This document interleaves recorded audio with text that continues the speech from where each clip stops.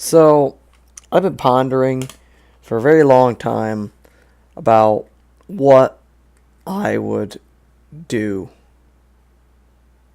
if I want for a series. Um, a series like this is, of course, it takes dedication, it takes time, it takes hard work, and it takes what you need to know in order for you to predict for you to actually do one of these very well. Um, you other YouTubers have done this before, um, but that doesn't mean I can't do it.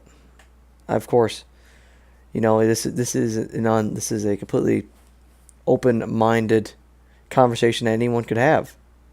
What would have happened if Davey Allison didn't die? Um, I mean, the death of Davey Allison is very, very tragic. Um, I, you know, it's sad. It's definitely sad what happened. Um, and it's something a lot of people always wonder what would have happened if he didn't die, if he was still alive to this day. I mean, we don't know. I mean, I don't think he would be running race cars anymore because, I mean, he'd be in his 50s by now, but but what would he have achieved in his career? How would he have changed the sport of NASCAR? What would the landscape of NASCAR look differently? We don't we don't know, but we can try to guess it. That's why the series is where I'm going to guess what would have happened if Davey Allison didn't die.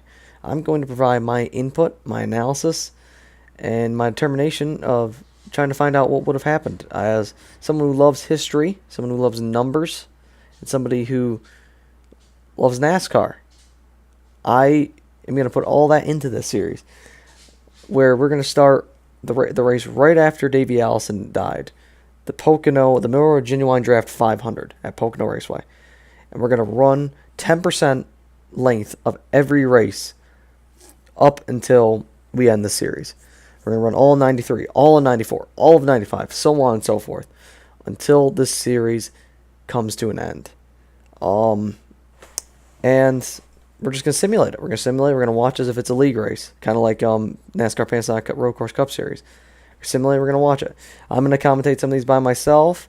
I might have friends of mine co-commentate on this and be guest commentators on this. But for the most part, I'm going to provide my analysis on this. I may get some other people to help me provide some input and analysis on this. But I'm going to really enjoy this. I hope this is going to be some fun. Let me say before this series begins, people like Dale Earnhardt, who passed away also on the racetrack, Kenny Irwin Jr., who passed away on the racetrack, Adam Petty, who passed away on the racetrack, Neil Bonnet, all these people that passed away on the racetrack during this, they could still be alive too. Now, and what I mean by this is that I'm re-simming this, all right?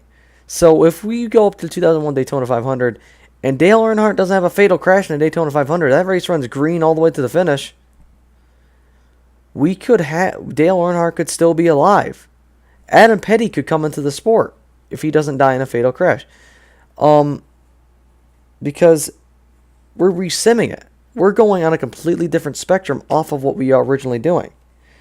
And, I mean, like, besides weather patterns and weird stuff like that, I don't think Davey Allison's death, could affect that, because he's on the track. He's making different decisions which could affect different outcomes of the race. So, we could, that's what we could, see. Anyway, so there you go. This is what's going to happen. What would happen if Davey Allison didn't die series. Also, this is no disrespect to anything of Davey Allison.